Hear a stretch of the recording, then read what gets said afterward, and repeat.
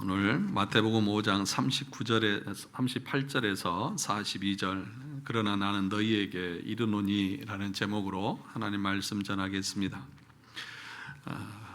이 5장의 말씀 5장부터 7장까지를 우리가 산상보훈이다, 산상수훈이다 그렇게 우리가 알고 있습니다. 우리는 팔복에 대해서 앞에서 살펴보았고 또 하나님 나라의 백성이 어떤 가치관과 또 윤리를 가지고 살아가야 하는지에 대해서 지금 함께 말씀을 나누고 있습니다.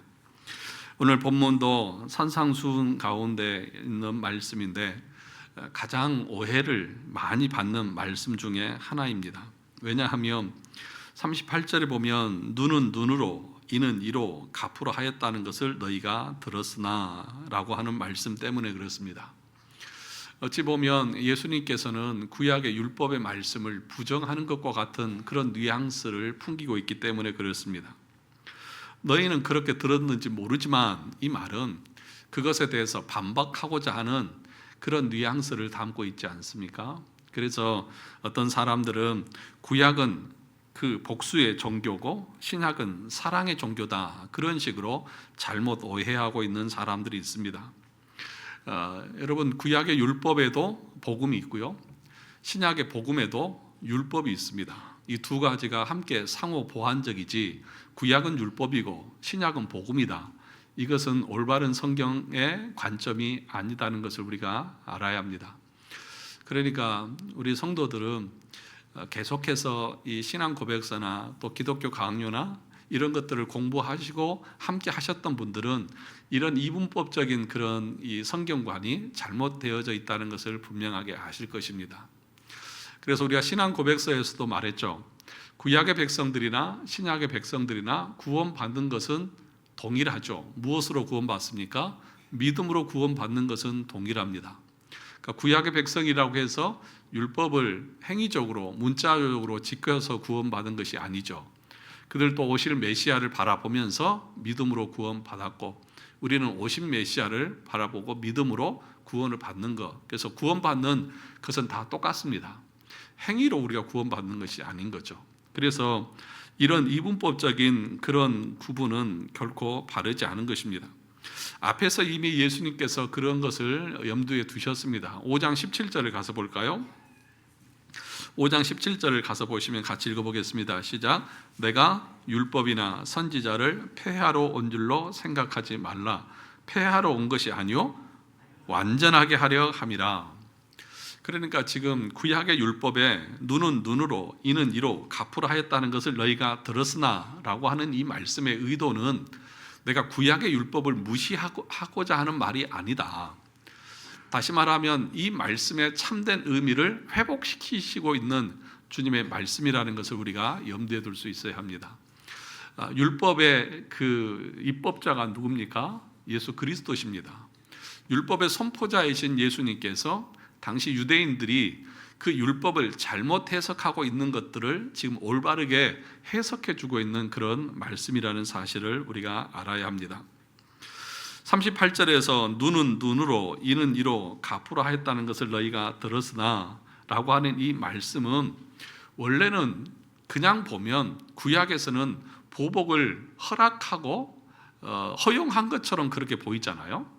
그런데 이 말씀의 원래 의미를 주님께서 지금 해석해 주시는 것은 무엇입니까? 보복하지 말라는 것이잖아요. 그러니까 이 율법의 원래 의미는 보복을 허락하는 것이 아닙니다.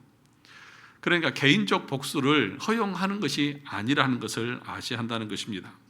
오히려 이 보복을 제한하고 있는 말씀이라는 것입니다. 그러니까 이 38절의 표현이 구약에는 3번이 나옵니다. 출애굽기 21장 24절에 보면 눈은 눈으로, 이는 이로, 손은 손으로, 발은 발로 그렇게 기록하고 있고 레위기 24장 20절도 상처에는 상처로, 눈에는 눈으로, 이에는 이로 갚을지라 남에게 상해를 입힌 그대로 그에게 그렇게 할 것이며 또 신명기 19장 21절에도 내 눈이 긍휼히 여기지 말라 생명에는 생명으로, 눈에는 눈으로, 이에는 이로, 손에는 손으로, 발에는 발로이니라.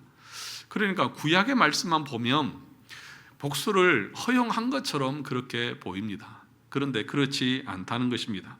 이 법의 목적은 첫째는 사적인 복수를 금지하는 의미에서 이 말씀을 하고 계시다는 것이고, 둘째로는 형벌이 과도해지지 않도록 제한하기 위해서 주신 말씀이라는 것입니다. 세 번째로는 개인적인 감정이 아니라 공적 재판 질서 안에서만 집행되도록 하기 위한 말씀이라는 것입니다.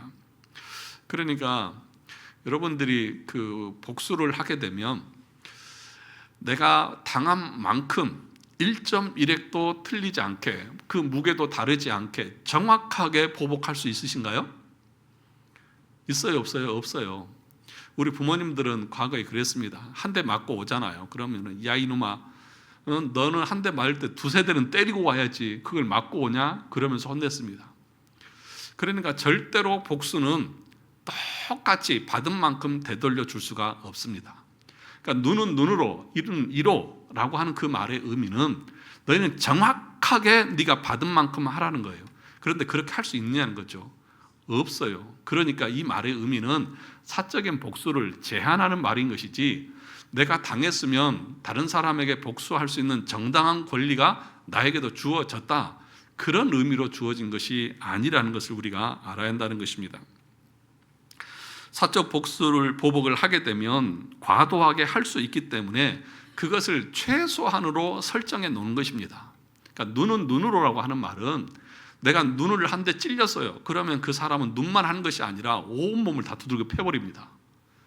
그러니까 이 얘기는 제한을 걸어둔 것이지 그렇게 해도 된다고 하는 그런 의미가 아니라는 것을 알아야 합니다. 그런데 이 당시 유대인들은 어떻습니까? 야 봐, 구약에 눈은 눈으로, 이는 이로, 발은 발로, 상처는 상처로 하라고 했잖아. 그러니까 우리가 개인적으로 보복할 수 있어. 그렇게 이 보복을 정당화하고 있었다는 것이죠. 그런데 예수님 뭐라고 말씀하십니까? 너희가 눈은 눈으로, 이는 이로 갚으라 했다는 것을 너희가 들었으나, 그러면서 이 율법의 온전한 의미를 다시 예수님께서 지금 말씀해주고 해석해주고 있는 것이죠.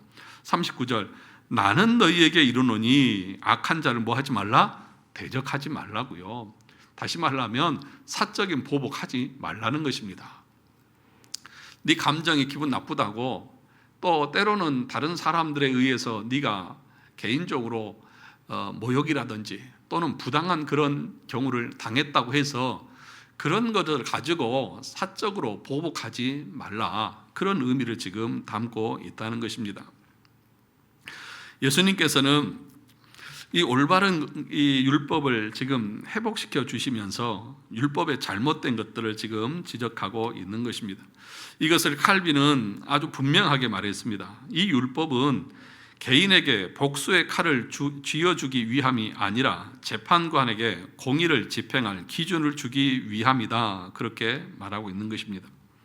그러니까 억울하면 사적인 복수가 아니라 1차적으로는 하나님 앞에 맡기고, 때로는 이 공적 질서, 이 재판이라든지 이런 제도를 통해서 합당하게 그것을 행해야 하지, 네가 개인적으로 사적으로 네 감정에 휘둘려서 그런 보복을 하는 것은 성경에서 가르치는 신앙의 윤리나 도덕이 아니라는 것을 말씀하고 있는 것입니다. 그러면 오늘 39절에 나는 너희에게 이르노니 라고 말하면서 악한 자를 대적하지 말라 그랬습니다. 그러면 우리 그리스도인들은 어떤 악에도 저항하면 안 된다는 말입니까? 그러나 이 말씀은 성경 전체의 가르침과 모순되죠. 여러분, 악한 자들을 우리가 대적할 수 있어요, 없어요? 있어요. 악한 자들 대적을 해야죠. 로마서 13장 14절에 보면 국가의 칼을 인정합니다. 그는 하나님의 사역자가 되어 내게 선을 베푸는 자니라. 그러나 내가 악을 행하였거든 두려워하라. 그가 공연히 칼을 가지지 아니하였으니 곧 하나님의 사자가 되어 악을 행하는 자에게 진노하심을 따라 보응하는 자니라. 악을 행하는 자를 위해서 칼이 준비되어져 있고 공권력을 가지고 그 악에 대해서 심판을 합니다. 그것이 하나님의 뜻입니다. 그러니까 국가 공권력이 존재하는 이유가 뭐입니까? 악한 자들을 심판하기 위해서요. 그리고 사회 질서의 공공의 안녕과 질서를 유지하기 위해서 하나님께서 일반 섭리로 권력자들에게 그 권력이라고 하는 칼을 주어서 악한 자들을 징계하고 선한 자들을 보호하게 하셨습니다. 그러므로 악에 대해서 대항하지 말라, 이 말을 문자 그대로 악한 자들에게 악에 대해서 저항하지 말고 무조건 다 받아라, 그런 의미로 해석한 것은 옳지 않습니다. 예수님께서도 마태복음 23장 33절에 보면 서기관과 바리새인들의 그 죄와 악에 대해서 말하면서 뱀들아, 독사의 새끼들아, 너희가 어떻게 지옥 판결을 피하겠느냐라고 말씀하시면서 그 악한 자들에게 하나님의 심판이 있다는 사실을 분명하게 가르치셨습니다. 또 바울도 사도행전 25장 11절에 보면 불법적인 그런 구금과 또 이 간금에 대해서 합당한 재판을 청구하는 것을 보게 됩니다. 만일 내가 불의를 행하여 무슨 죽을 죄를 지었으면 죽기를 사양하지 아니할 것이나 만일 이 사람들이 나를 고발하는 것이 다 사실이 아니면 아무도 나를 그들에게 내줄 수 없나이다. 내가 가이사께 상소하노라 한대. 그러니까 바울도 어떻게 말합니까? 부당한 것에 대해서는 상소를 통해서 자기의 억울함을 풀고 그것에 대해서 대항하는 것들을 우리가 보게 됩니다. 그러니까 이 39절의 말씀을 악한 자를 대적하지 말라, 이 말씀의 의미를 악에 대해서 우리가 대항하면 안 된다, 그렇게 해석해서는 안 된다는 것입니다. 그래서 이 말씀의 진정한 뜻은 뭐냐? 개인적인 그 보복을 금하고 있는 말씀인 것을 우리가 알아야 됩니다. 자기 권리를 지키기 위해서 복수하지 말라는 것입니다. 그래서 매튜 헨리라고 하는 목사는 이렇게 설명했습니다. 그리스도께서 금하신 것은 악에 대한 모든 저항이 아니라 개인적 분노에서 나오는 보복이다. 그러니까 이 39절의 말씀에 악한 자를 대적하지 말라고 하는 말의 의미가 뭐라고요? 악한 자들에게 사적인 보복을 하지 말라, 그런 말씀의 의미라는 것입니다. 그래서 이 앞으로 나오는 이 39절에서부터 42절 마지막까지 예수님께서는 네 가지를 예를 들어서 설명을 합니다. 이 예들은 문자적 규칙이 아니라 원리를 보여주는 비유적인 사례라는 사실을 여러분 아셔야 됩니다. 그러니까 문자적인 것이 아니에요. 원리를 지금 예수님이 설명하는 것입니다. 39절을 같이 보겠습니다. 나는 너희에게 이르노니 악한 자를 대적하지 말라. 누구든지 내 오른편 뺨을 치거든 왼편도 돌려대며. 오른편 뺨을 치면 왼편도 주라. 그렇게 할 사람 누가 있으세요? 그렇게 하실 분, 오른편 뺨을 치면 왼편도 돌려주실 분 없어요. 그러니까 이 말은 문자 그대로 그렇게 하라는 얘기가 아니에요. 그렇게 안 하면 잘못됐다고 하는 얘기가 아닙니다. 그런데 오른편 뺨을 친다고 하는 것은, 여러분, 이것은 예를 들어서 제가 오른손으로 상대방 앞에 있는 사람을 뺨을 치면 어느 쪽을 치는 거예요? 상대방 사람 왼편을 치는 거잖아요. 그런데 오른편 뺨을 치거든 그러잖아요. 그럼 오른편 뺨을 어떻게 쳐요? 이렇게 해서 이렇게 치는 거예요. 그러니까 무슨 얘기냐면 손등으로 치는 거예요. 그래야 오른편이 맞잖아요. 그러니까 이것은 경멸이고 모욕이야. 야, 진짜 이렇게 하는 거예요. 그러니까 앞에서 나를 모욕하는 거예요. 그러니까 치려면 이렇게 왼편을 쳐야죠. 그런데 오른편을 치는 것은 이렇게 손등으로 치는 것을 말하는 거예요. 그러니까 그것은 상대방을 조롱하고 모욕하는 것을 말하는 거예요. 그 얼마나 기분이 나빠요. 여러분, 손등으로 꺼져 임마 이렇게 얘기할 때 기분이 얼마나 나빠요. 그런데 차라리 왼편 바느기 한 대 맞으면 그 차라리 나. 사람 많은 데서 나를 모욕하고 조롱하고 그런 그 감정은, 모욕을 당하는 그 감정은 깊숙이 들어가요. 얼마나 마음의 이 마음 깊은 곳에서 분노가 끌어올라요. 그렇잖아요. 안 그러신 모양 전부 다 표정들 아주 인자하셔서 하나도 이렇게 분노가 안 끌어오르는 것 같아요. 사람들마다 누군가에게 그런 모욕을 당하면 참을 수가 없습니다. 그래서 마음에 뭐가 일어나는 거예요? 내가 기회만 대봐라. 너는 나한테 한 번만 걸리면 그 다음은 너는 가만 안 놔둔다. 이런 마음에 보복하고자 하는 심리가 우리 가운데 일어나는 거예요. 그렇다 할지라도 내 감정에 의해서 사적인 그런 보복을 하려고 하는 그런 마음을 갖지 말라라는 것입니다. 예수님의 뜻은 이것인 것입니다. 모욕을 당했을 때 너의 자존심과 체면을 지키기 위해서 죄를 짓지 말라는 것입니다.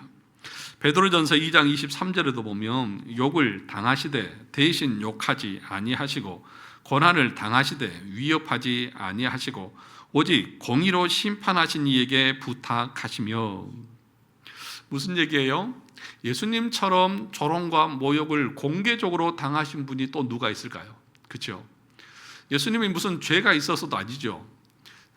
그럴 조롱과 모욕을 당할 만한 일을 하신 것이 없습니다. 그런데도 그분은 옷을 다 벗기시고 채찍에 맞으시고 침뱉음을 당하고 그런 모든 모욕과 조롱을 공개적으로 사람들 앞에서 다 당했어요. 그런데 우리 주님은 어떻게 하셨다고요? 베드로가 말하기를 욕을 당하시되 대신 욕하지 아니하고 고난 당하시되 위협하지 아니하셨다. 오직 공의로 심판하시는 하나님께 부탁했다. 그렇게 말씀하고 있는 것입니다. 그러니까 우리가 그런 조롱과 모욕을 당할 때에 사적인 복수를 해서 저 사람을 어떻게든지 골탕을 먹여버리든지 아니면 저주를 해서 어떻게 큰 일을 내가 당한 만큼 당하게 한다든지 그렇게 하는 것이 아니라 그 모든 것을 하나님 앞에 맡기는 것입니다. 심판의 주권을 하나님 앞에 맡기는 것을 말하는 것입니다. 로마서 12장 19절에도 보니까 이렇게 말합니다. 내 사랑하는 자들아 너희가 친히 원수를 갚지 말고 하나님의 진노하심에 맡기라. 기록되었으되 원수 갚는 것이 내게 있으니 내가 갚으리라고 주께서 말씀하시니라. 잠언 24장 29절에서도 너는 그가 내게 행함같이 나도 그에게 행하여 그 행한 대로 그 사람에게 갚겠다 하지 말지니라. 분명하게 성경은 우리에게 교훈합니다. 뭐라고 하십니까? 사적인 보복 금지다. 네가 모욕을 당했다 할지라도 그 감정을 가지고 다른 사람에게 네가 받은 만큼 돌려주겠다 그렇게 말하지 말라. 그러면 우리의 억울함은 어떻게 풉니까? 주께 맡기라. 하나님께서 그 모든 억울함들을 풀어주실 것이다 라고 말합니다. 여러분 왜 우리가 그렇게 해야 됩니까? 만약에 여러분들이 한 대를 맞았는데 또 강도도 정확해야 돼요. 강도가 나는 살짝 때렸는데 세게 때리면 안 돼요. 그러면 똑같이 한 거 아니잖아요. 그런데 우리가 그렇게 할 수 없습니다. 그러면 다른 사람에게 그렇게 했을 때에 그것이 내가 하나님 앞에 또 죄를 짓는 것이잖아요. 내가 죄를 짓는 것이잖아요. 그리고 그 모든 것의 심판의 주권은 하나님께 있는데 그 심판의 주권을 내가 취해서 내가 하나님의 역할을 하는 것과 같은 것이잖아요. 그래서 안 된다는 것입니다. 그래서 베드로전서 3장 9절에서 이렇게 말합니다. 악을 악으로 욕을 욕으로 갚지 말고 도리어 복을 빌라. 이를 위하여 너희가 부르심을 받았으니 이는 복을 이어받게 하려 하심이라. 그렇게 말합니다. 여기서 한 발짝 더 나가죠. 복을 빌래요. 복수를 안 하는 것도 미치겠는데 못하게 하는 것도 거기다 대놓고 그 사람에게 복을 빌라.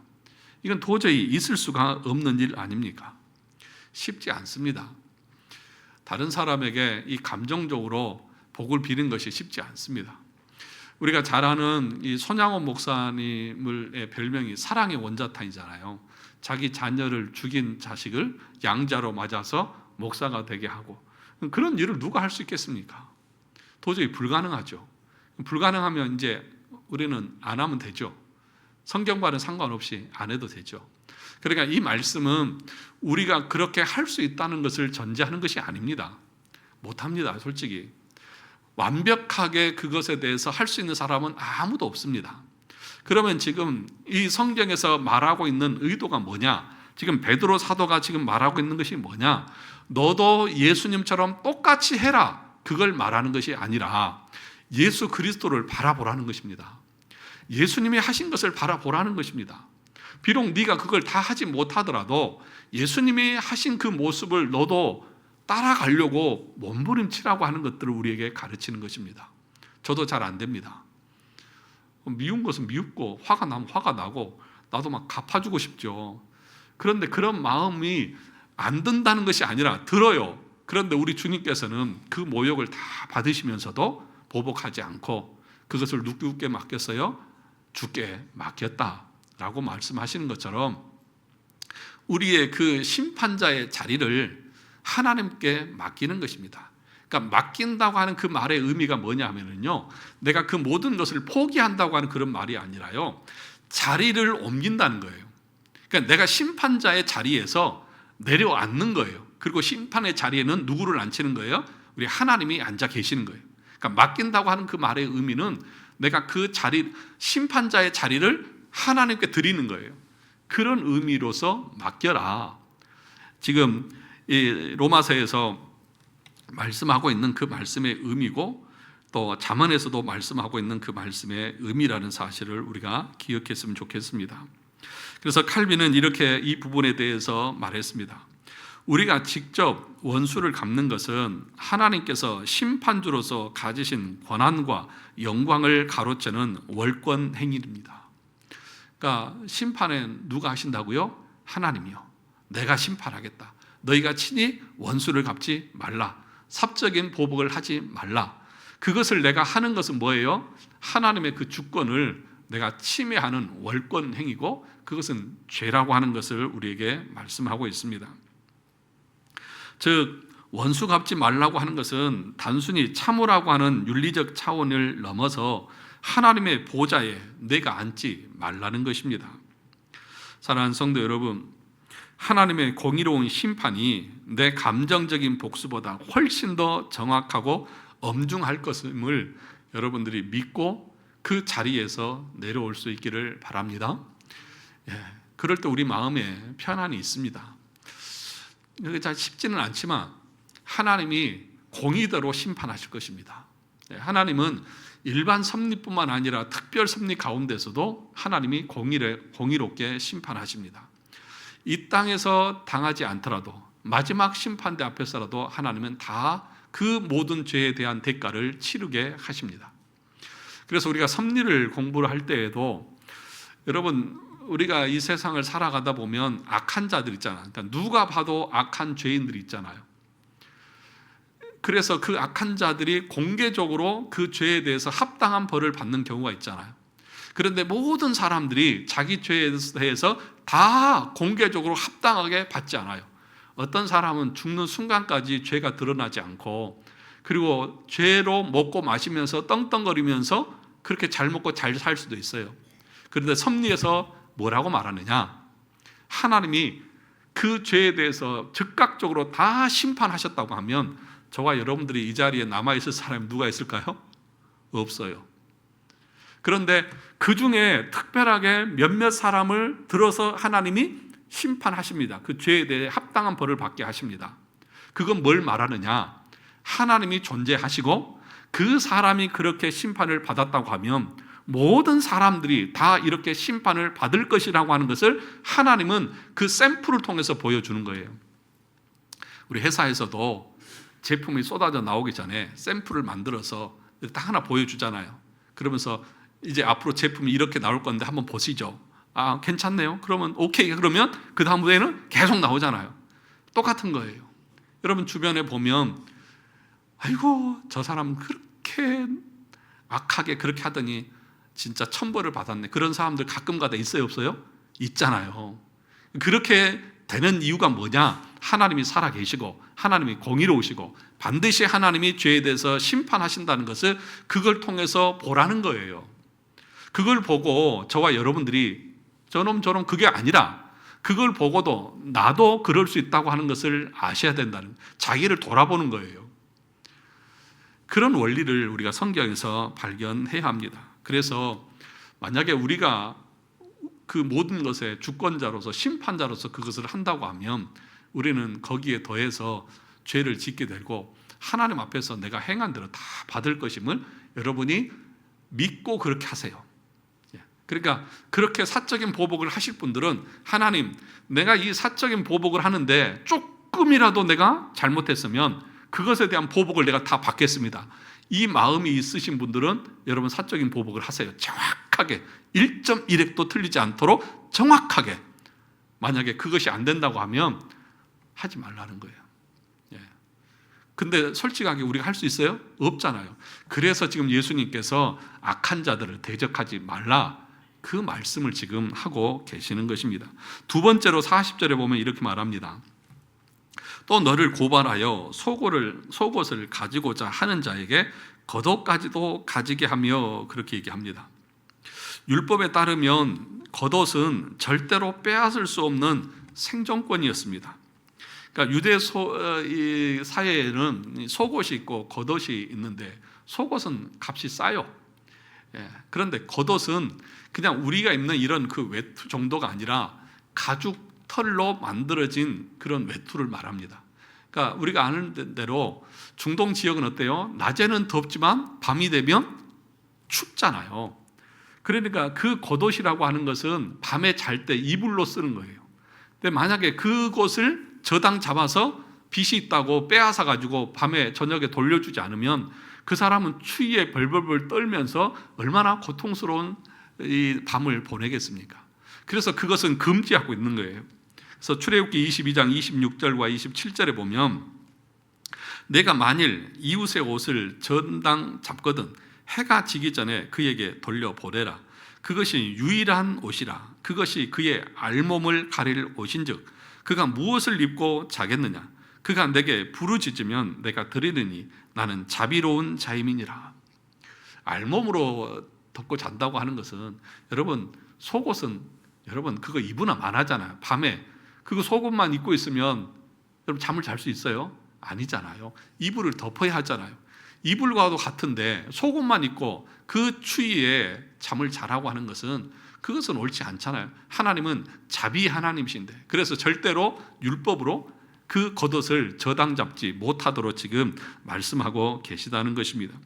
그런데 뭐라고 말씀합니까? 속옷을 달라고 하는 자에게 뭐까지 주라고요? 겉옷까지 다 줘버려라. 무슨 말씀을 지금 하고 있는 거예요? 예수님의 말씀은 이런 것입니다. 법적으로는 내가 옳다. 그러니까 당하는 내가 맞아요. 내가 고소를 당하고 하는 것이 억울한 일이에요. 그래서 악한 자들이 내 속옷을 빼앗아 가려고 해요. 근데 그 속옷을 빼앗을 일을 내가 하지는 않았어요. 그런데도 그렇게 고소를 해요. 그럴 때에 뭐라고 말하느냐? 네 겉옷까지 줘라. 그렇게 말씀하고 있는 것입니다.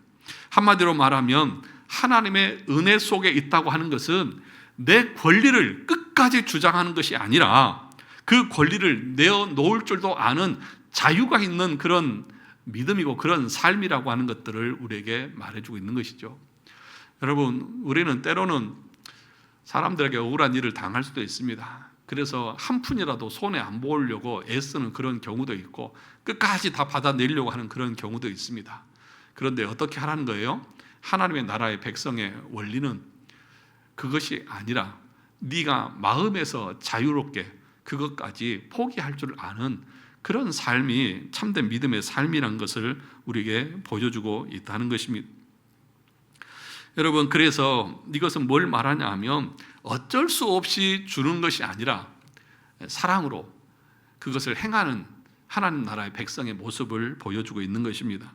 그래서 기독교 강요 4권 20장 20항에서 칼빈이 이렇게 이 내용에 대해서 말합니다. 그리스도께서는 우리가 소송을 당해 재산을 잃을지라도 마음의 평정을 잃거나 복수심에 불타오르지 말고 오히려 더 큰 것을 잃을 준비까지 되어 있는 너그러운 마음을 가지라고 가르치신 것입니다. 즉 물건을 뺏기는 것보다 그 다툼 속에서 사랑과 평화를 잃어버리는 것을 더 두려워하라는 뜻입니다. 그러니까 기독교 강요 4권 20장 20항은 지금 우리가 읽고 있는 이 마태복음 5장 이 말씀을 칼빈이 해석하고 있는 그런 말씀이에요. 근데 뭐라고 말합니까? 소송을 당해요. 억울한 일이에요. 내가 빼앗길 일을 하지 않았어요. 그런데 그걸 다투면서 내 마음에 뭘 잃어요? 평정을 잃어요. 복수심으로 가득 차요. 그것은 물건을 빼앗기는 것보다도 더 큰 뭐라고 말할까요? 더 큰 것을 잃어버리는 것이다. 마음의 사랑과 평화를 잃어버리는 것을 두려워해라. 그러니까 여러분, 작은 것을 내가 지키기 위해서 서로 갈등하고 다투다 보면 어떤 일이 일어납니까? 내 마음에 하나님을 향한 사랑이라든지 하나님 안에서 누리는 평강이라든지 이런 것들이 다 깨어지고 우리 안에 뭔만 일어나요? 분노만 일어나잖아요. 악만 일어나잖아요. 저걸 내가 어떻게 보복하고 갚아줄 것만 일어나잖아요. 그런데 그것이 더 큰 손해다. 차라리 물건을 몇 개 주더라도 네 마음 안에 주님과 함께 교제하는 사랑과 평안이 있다고 하면 그것이 더 귀한 것이다 라고 지금 칼빈은 그렇게 해석하고 있는 것입니다. 그래서 이렇게 말합니다. 그러면서도 이렇게 말합니다. 그러나 이러한 공평과 너그러움의 자세를 지니고 있으면서도 얼마든지 관원의 도움을 받아 재산을 보존하는 조치를 취할 수가 있고 원수들을 향하여 우호적인 자세를 유지할 수가 있으며 공공의 복지를 위한 일념으로 오로지 죽음으로서 밖에는 변화시킬 방도가 없어 보이는 극악한 죄인을 처벌하기를 요구할 수가 있는 것이다. 그러면 우리가 억울한 일을 당하면 그럼 무조건 그냥 다 손해보고 다 주고 말라는 얘기냐? 그게 아니라는 거예요. 그 공권력에 세상의 법에 호소할 수 있다는 거예요. 네 억울하면 호소해라. 이 악한 자들이 말로 해서 안 되고 그럴 때는 정당하게 네 권리를 세상에다 호소하고 할 수 있다. 그런데 그것을 하면서 마음의 갈등과 싸움을 하면서 네 마음에 그 하나님을 향한 사랑과 거룩함과 평강이 깨어질 정도로는 하지 말라라고 하는 것을 말씀하고 계시는 것입니다. 여러분, 이것은 우리가 힘이 없고 약해서가 아닙니다. 하나님께 모든 것을 맡기는 믿음의 강함을 보여주는 것입니다. 내가 비록 그 악한 자들에 의해서 손해를 보고 빼앗김을 받았다 할지라도 하나님께서 그 모든 것을 지켜줄 것이고 회복시켜 줄 것이다. 또는 그것이 회복되지 않는다 할지라도 나는 그것을 몇 푼 빼앗기는 것보다도 내가 하나님과 평강의 관계를 누리는 것이 나에게는 더 복이다, 더 귀하다고 하는 그 믿음을 그가 보여주는 것입니다. 세 번째로 보면 41절에 이렇게 말합니다. 또 누구든지 너희로 억지로 오리를 가게 하거든 그 사람과 몇 리를 동행하라고요? 10리를 동행하라. 그렇게 말씀하고 있습니다. 오리는 몇 킬로예요? 2kg죠. 10리는 4kg고. 그런데 이 당시 로마 군인들은 유대인들을 지배하고 있는 유대인들은 로마의 식민지였잖아요. 그 로마의 법에는 어떤 법이 있었냐 하면 로마의 군사가 유대 시민들을 착출해서 자기 짐을 짊어져서 오리를 가게 할 수 있는 법이 있었어요. 그러니까 군사가 그 군장이 한 40kg 되거든요. 그 40kg 되는 군장을 짊어지고 가다 힘들잖아요. 지나가는 유대인들 불러서 야, 너 내 짐 지고 가라고 하면 그 유대인들은 의무적으로 오리를 1.6kg를 지고 가야 될 의무가 있었다고요. 그런데 그것이 유대인들에게는 얼마나 모욕적이었는지, 식민지로 있다고 하는 것 때문에 아무나 불러가지고 내 짐 저 안 지면 때리고 그리고 이 조롱하고 협박하고 이것이 얼마나 고통스러운 일이었냐는 거죠. 그렇게 하는 것 자체가 부당하잖아요. 그런데도 뭐라고 말합니까? 오리를 가자고 하면 몇 리까지 가져라고요? 10리까지 가져라. 참 말도 안 되는 말씀만 계속 하시니까 마음이 좀 어려우시죠. 그런데 여러분, 이것도 꼭 그렇게 해달라는 얘기가 아니라 원리를 비유로 설명해 주고 있는 거잖아요. 누군가가 우리에게 부당한 것을 요구했을 때에 우리는 분노가 일어나죠. 마음에. 그죠? 그런데 뭐라고 말씀합니까? 그렇게 분노 가지고 하는 것은 노예로서 지배자에게 굴복하는 모습으로 하는 것이다. 근데 우리는 노예가 아니다. 그럼 너희는 자유인이다. 그러면 그 자유인은 어떻게 하느냐? 딱 오리를 갔어요. 그럼 이제 집어 던져주고 됐지? 그러면서 갈 수 있어요. 그런데 오리를 갔는데 씩 웃으면서 제가 오리 더 가드릴게요. 그렇게 가는 그것은 자유인의 모습이다. 너는 그리스도 안에서 참된 자유가 있는 사람이냐 아니면 노예적인 사람이냐. 노예라고 하면 그런 의식을 가지고 있다고 하면 그거 억울하고 분노해서 어떻게든지 끙끙거리고 가다가 집어 던지고 됐죠? 그러고 가겠죠. 그런데 그리스도 안에 있는 참된 자유인의 삶은 오리를 가지고 또다시 오리를 내가 더 가드릴게요. 그것은 네가 네 인생의 주인이라는 것을 보여주는 것이고 그들에 의해서 네가 굴복당한 모습이 아닌 것을 보여주는 것이다. 그렇게 말합니다. 그래서 이 말씀의 의미는 억지로 끌려가지 말고 자원함으로 더 가라는 것입니다. 하나님의 나라의 백성의 주권적인 자유를 지금 말하는 것입니다. 이것은 굴종이 아니라 섬김이고 노예가 아니라 주인으로서 네 인생을 하나님 앞에서 주도적으로 호의를 베푸면서 살아가는 삶이라는 것을 보여주는 것입니다. 그래서 로이드 존스 목사님이 이렇게 말했습니다. 그리스도인은 세상에 끌려다니는 사람이 아니라 자발적으로 은혜를 선택하는 사람이다. 그러니까 끌려다니는 사람이 아니라 자발적으로 은혜를 선택하는 사람이다. 저와 여러분들이 이 땅을 살아나갈 때에 어쩔 수 없어서 하는 것이 아니라 자발적으로 은혜를 베푸는 그런 믿음의 삶을 살아가라고 하는 것을 말씀하는 거죠. 그러니까 다시 말하면 율법에 얽매여서, 여러분 성경의 말씀을 어떻게 들으십니까? 율법으로만 들으십니까? 멍해로 이거 안 하면 하나님이 나에게 벌 내리시고 이거 하면 하나님 나에게 복 주시는 그런 율법으로만 보이십니까? 그것은 노예적인 모습이라는 거죠. 그러니까 이 성경의 말씀을 받을 때에 내가 할 수 있든지 할 수 없든지 이것이 하나님께서 나에게 주시는 은혜고 이것이 내가 기쁨으로 해야 될 일이라는 사실들을 감당하는 태도와 자세가 우리에게 필요하다는 것이죠. 그러면 여러분, 세상의 사람들도 이 로마 사람들의 앞에 유대인들이 자발적으로 그 은혜를 선택하는 것을 행한다고 하면 저와 여러분들이 하나님의 은혜로 구원받아서 교회를 섬길 때 여러분의 태도는 어떤 마음이십니까? 왜 나한테만 이런 거 시키나? 왜 또 나만 하나? 그런 마음이십니까? 아니면 내가 더 해야지, 은혜로 주권적으로 여러분들이 하나님의 사랑에 반응하는 그런 선택을 하고 계십니까? 목사님, 제가 뭐 할 일 없습니까? 더 도와드릴 일 없습니까? 이런 것이 진짜 하나님이 의도하신 것인데 우리는 목사님 왜 저만 시키세요 맨날? 태준 형제 그래 안 그래? 내가 맨날 태준 형제만 시키잖아.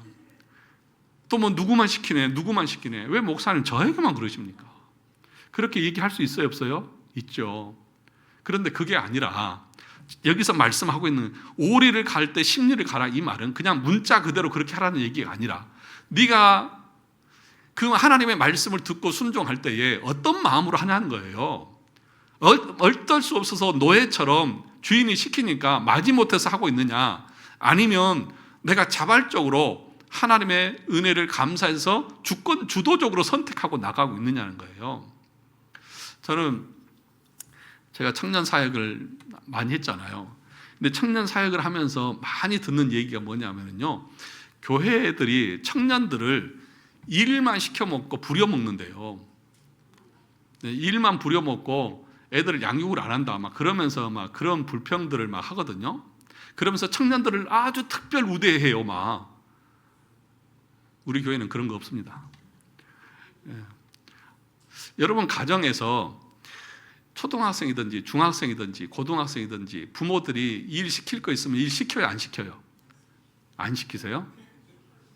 물론 안 시킬 수도 있겠죠. 근데 예를 들어서 야, 이 쓰레기 좀 버리고 와라, 시켜요 안 시켜요? 저기 저 마트 가서 뭐 좀 사와라, 시켜요 안 시켜요? 그게 애 부려먹는 겁니까? 아니잖아요. 밥 먹여주고 빨래해주고 재워주고 다 하면 사잖아요. 그런데 이게 좀 잘못된 거예요. 청년들도 청년들이 할 수 있는 일을 해야 되는 거예요. 윤나야 그렇지 않니? 해야 될 일은 해야 되는 거예요.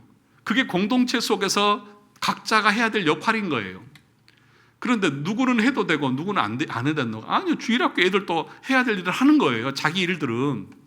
아니 여러분 집에서 애들한테도 네 잠자리는 네가 개고 네 일은 네가 해라 그렇게 가르치잖아요.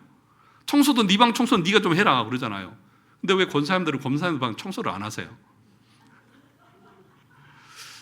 무슨 얘기를 하려고 하냐면, 여러분 우리가 주의 일을 할 때에 나는 애니까, 나는 어리니까, 또는 뭐 나는 누구니까 나는 안 해도 돼. 또 뭘 시키면 그거 가지고 왜 나만 시킵니까? 왜 내가 해야 됩니까? 이런 의식이 얼마나 비성경적이냐고요. 여러분 세상에서도 그렇게 시킬 때 하는 사람도 있어요. 제가 뭐 도와드릴 일 없습니까? 그런데 여러분들이 구원의 은혜를 받아서 천국 가는 하나님의 백성으로 내 돈을 아무리 들여도 받을 수 없는 구원의 은혜를 받았으면 여러분 자유인이잖아요. 그죠? 감사하면서 주도적으로 내가 이것을 하겠다, 저것을 하겠다 그렇게 말하지 못한다고 하는 것은 그건 내 신앙이 노예적인 신앙인 거죠. 율법적인 신앙인 거죠. 복음 안에서 참된 자유를 가진 참된 신자의 모습이 아니라는 것을 가르치는 것이죠. 그러므로 사랑하는 성도 여러분, 저와 여러분들이 주의 일을 감당할 때에 나는 이 정도만 할래, 그냥 흉내만 낼래, 이 정도만, 아까워, 이 정도만 할래. 이건 노예적인 거죠. 그것이 아니라 오리를 가자고 하면 제가 십리까지 가드릴게요. 이런 주도적인 은혜의 선택들이 여러분의 믿음의 참된 모습을 보여주는 것 아니냐는 것이죠. 저는 그래서 우리 청년들이 이것저것들 막 시키고 그래요. 근데 또 잘해요. 얼마나 이쁜지 몰라요. 우리는 그런 거 없어요. 그렇지 않습니까? 하나님 앞에서 우리가 주도적으로 그렇게 하는 거예요. 목사님, 제가 도와드릴 일 없습니까? 더 할 일 없습니까? 우리 권사님도 다 그러잖아요. 그게 진짜 하나님 나라의 백성의 아름다운 신앙의 모습이라는 것이죠. 자, 마지막 네 번째 보시면 42절에 내게 구하는 자에게 뭐하며? 주며 내게 꾸고자 하는 자에게 거절하지 말라, 그렇게 말씀하고 있습니다. 꾸고자 하는 자에게 주고, 구하는 자에게 주고, 꾸고자 하는 자 거절하지 말라. 그러면 누군가가 나에게 뭘 원하면 무조건 다 주라는 얘기입니까? 그 말, 이 문자적으로만 보면 거절하지 말라고 했으니까, 원하는 대로 다 주려고 했으니까 다 그냥 받아줘야 되는 것처럼 보일 수가 있겠죠. 그러나 이것의 엄밀한 의미는 뭐예요? 너무 인색하지 말라는 거예요. 손을 꼭 쥐고 네 것만 챙기지 말라는 의도가 여기에 담겨 있는 것입니다. 여러분, 게으름을 성경은 조장하지 않습니다. 자기가 할 수 있는 일이 있으면 부지런히 일을 해서 노동을 해서 먹고 살아야죠. 여러분, 데살로니가 후서 3장 10절에 보면 우리가 너희와 함께 있을 때에도 너희가에게 명하기를 누구든지 일하기 싫어하거든 뭐 하지 말라? 먹지도 말라고 그랬어요. 그러니까 열심히 일해야 돼요. 내가 할 수 있는 것은 다 해야 돼요. 그런데도 주님께서 여기서 구하는 자에게 거절하지 말고 주라, 이 말의 의미는 내가 나눌 수 있고 베풀 수 있는 것이 있다고 하면 너무 내 손에 쥐고만 있지 말라는 거예요. 여러분, 내 손에 꽉 쥐고 있으면 다른 사람이 주는 거 받을 수 있어요, 없어요? 못 받아요. 하나님이 주신 은혜를 받을 수 있어요, 없어요? 못 받아요. 논리적으로 보면. 아니, 손이 펴져 있어야 내가 내 것을 남에게 주어야 또 남이 주는 것도 내가 받을 수 있고 하나님이 주신 은혜도 내가 받을 수 있는 것 아니겠습니까? 그런데 꼭 쥐고 이러고 있으면 여러분, 자기 것도 지키지 못할 뿐만 아니라 하나님이 주시는 그 복과 은혜도 내가 누릴 수가 없는 거예요. 하나님의 백성의 삶이라고 하는 것은 나밖에 모르는, 나만 챙기는 그런 삶이 아닌 것이죠. 나누고 흘려보낼 줄 아는 그런 신앙의 모습을 가지고 있어야 한다는 것입니다. 그래서 이 말씀의 의미는 우리가 물질의 노예에서 사는 것이 아니라 물질을 다스릴 줄 아는 왕 같은 그런 제사장의 삶을 우리가 살아야 한다는 것들을 가르치는 것입니다. 돈이 중요하죠. 물질이 참 중요합니다. 요즘 코스피가 5천을 찍었다고 하면서 여기저기서 돈 얘기가 많아요. 돈을 주식을 해서 몇 억을 벌었네, 또 어디는 성과급으로 몇 억을 줬네. 하여튼 요즘에 TV나 이런 거 보면 그 돈 얘기가 엄청 많아요. 여러분, 그런데 그 돈이 우리의 삶을 물론 편안하게 할 줄은 있지 모르지만 그 돈이 우리를 구원하지는 못합니다. 그래서 돈이 필요 없다고 하는 얘기가 아니라 그 돈의 노예로 사는 삶을 지금 경계하고 계시는 거예요. 저와 여러분들은 하나님의 앞에서 받은 물질이 내가 노력도 했지만 그러나 하나님의 은혜가 아니면 우리가 받을 수 없는 것이라는 사실을 꼭 기억해야 합니다.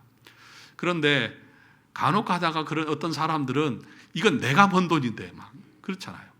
그런데 시편에 보면 뭐라고 말합니까? 우리가 아침에 일어나 늦게 누우며 수고의 떡을 먹음이 뭐하도다? 헛되도다. 뭐 할 때? 여호와께서 지켜주시지 아니하며, 여호와께서 성을 지키지 않고 여호와께서 가정을 세워주지 않으면 우리의 새벽에 일어나서 밖에 누우면서 아무리 애써도 소용없다. 그러면 우리가 누리고 있는 그 모든 것은 하나님의 은혜입니다. 하나님이 주신 것입니다. 그러면 그 하나님이 주신 것으로 하나님의 나라와 주의 몸된 교회를 위해서 쓸 줄 아는 믿음도 우리 가운데 있어야 하는 거예요. 그래서 제가 아까 재직하면서도 얘기했죠. 저는 10의 2조를 좀 하고 싶은데 제가 기부금 증명서를 떼보니까 10의 2조 조금 모질랐더라고요. 10의 2조는 하나님 앞에 드리면서 살아야 되겠다. 그래도 굶지 않습니다. 그래도 먹고 사는데 지장 없고요. 하루 3끼 먹는 건 다 똑같아요. 사랑하는 성도 여러분, 오늘 본문은 분명하게 말합니다.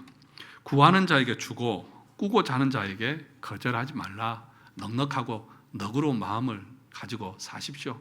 주변의 사람도 돌아보면서 또 식사도 대접도 하고 베풀기도 하면서 그런 믿음의 삶을 여러분 살아갈 수 있기를 원합니다.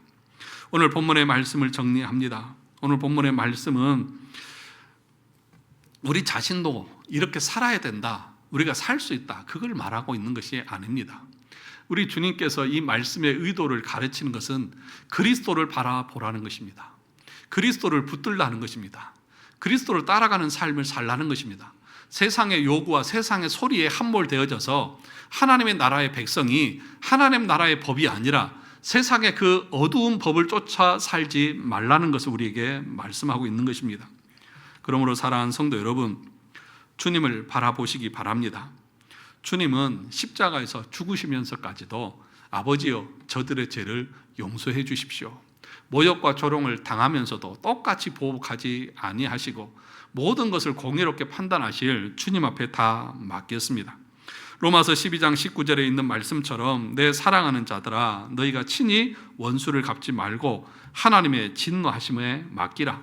왜 그렇게 말씀하십니까? 그 앞에 뭐라고 말합니까? 내 사랑하는 자들아, 내 사랑하는 자들아. 여러분, 주님이 우리를 얼마나 사랑하시는지 나를 사랑하시기 때문에 원수 갚지 말고 보복하지 말라고 그러신 거예요. 왜냐? 내 사랑하는 자가 사적인 보복을 하다가 그 하나님의 사랑도 잊어버리고 마음의 평강도 깨져버리고 그 삶의 거룩함도 잃어버릴까 봐 우리 주님이 우리에게 우리를 위해서 하시는 말씀인 거예요. 그러므로 여러분, 그것이 여러분들을 향하신 하나님의 뜻이고 그 말씀을 본받아 살아가는 그 주님을 바라보는 삶이 이 땅에서 우리의 믿음의 삶인 것이죠. 저와 여러분들에게 이런 은혜가 있기를 주님의 이름으로 축원합니다.